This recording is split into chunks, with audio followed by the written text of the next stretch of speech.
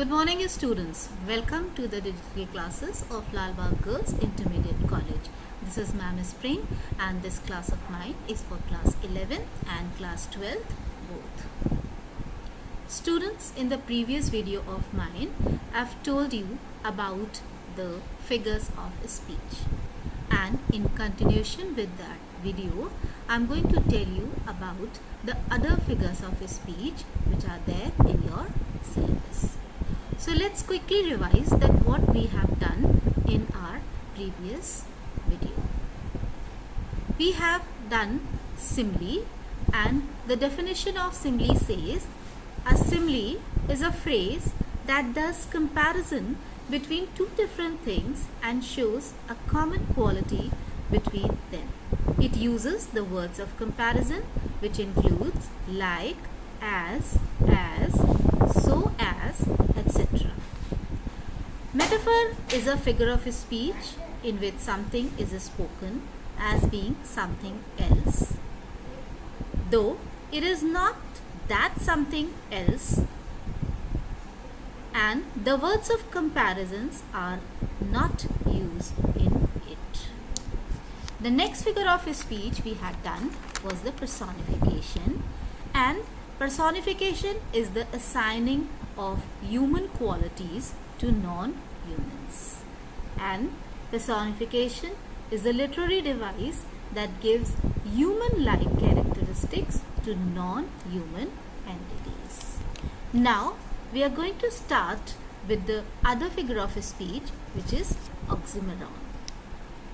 Oxymoron is a combination of two Greek words, oxy and moron. Oxy means sharp and moron means dull. When something is sharply dull is oxymoron. Now, the definition of oxymoron says an oxymoron is a figure of speech containing words that seem to contradict each other. Example: living death, seriously funny, original copies, small crowd, exact estimate, etc. Now when we talk about the sentences in which the oxymoron is used, it is: he is regularly irregular. It is an open secret.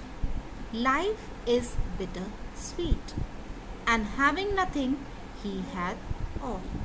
So in all these sentences we had seen that the words which are used, they contradict to each other. In the second type of figure of speech, which is hyperbole, we see that the exaggeration of the word is being done. When we exaggerate or overstate any statement, then we see that it's a hyperbole. So in hyperbole, things are shown as greater or less, better or worse than they really are. When these words expresses in a sentence, they forcibly or clearly says something. For example, she wept oceans of tears. Rivers of blood flowed in the battle of field. 10,000 saw I at a glance. You are brighter than the shiniest star. Her brain is the size of a pea. So, what have you seen in these sentences? That the exaggeration was done over the words or the statements of fact. So hyperbole is an exaggeration or overstatement of fact for the sake of making a deeper impression. As I told you that these figures of speeches are the words which is used to decorate a language. The poets uses all these figures of speeches in their writings to decorate their poetry. Now let's move towards the another figure of speech, that is onomatopoeia. we have 5 sense organs and poetry touches all 5 organs either direct or in an indirect manner.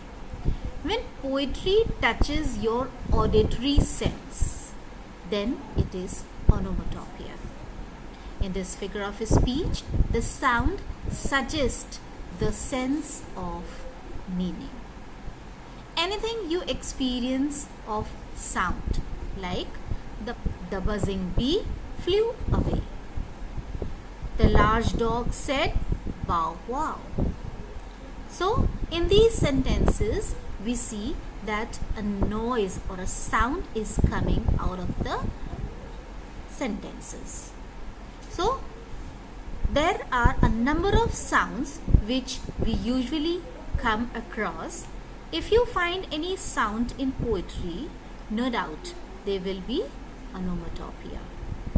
So, the definition is, onomatopoeia is the use of meaningful sound effects in poetry to make the description more expressive and interesting. For example, if you are going to cough, please cover your mouth. My brother can burp the alphabet. The snake slithered and hissed. I chatter as I flow. The cats mew. In all these sentences, we see that there is some or the other sound. So whenever there is a experience of sound in a statement, then that figure of speech is onomatopoeia. Now, at last, we have the figure of speech as apostrophe. Suppose you are giving a speech like, "Oh Shakespeare, thanks for such wonderful plays." Or, "Oh death, where is thy sting?" So in here, the poet is addressing an abstract noun. What the poet is doing is touching or addressing to some or the other abstract noun. "Oh cell phones, why you always ring at an untimely hour?" Like this, cell phone always rings at a wrong time. So what we are trying to say, and if we are going to conclude the definition of apostrophe, then it is like, apostrophe is a figure of speech in which a speaker directly addresses an abstract idea, absent or non-existent person or thing as if present and capable of understanding. For example, "O grave, where is thy victory?" Milton, "Thou shouldn't be living at this hour." "O death, I cannot die." "O duty, stern daughter of the voice of God." So in all these statements, you see that we have a direct address to the dead. So in all these statements, we see that apostrophe figure of speech is used.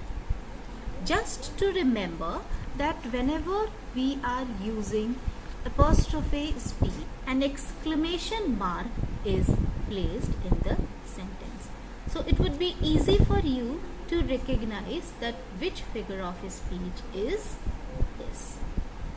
So this is all about all the figures of speech which are there in your syllabus, and hope these figures of speeches are clear to you. So watch these videos again and again to understand better what these figure of speeches are there. And there are more figures of speeches which are used to decorate or to give flair to the language in a poetry, and that you will do afterwards. So this is all about today's class, and we'll meet in the next session of ours. Till then, stay safe, stay home, and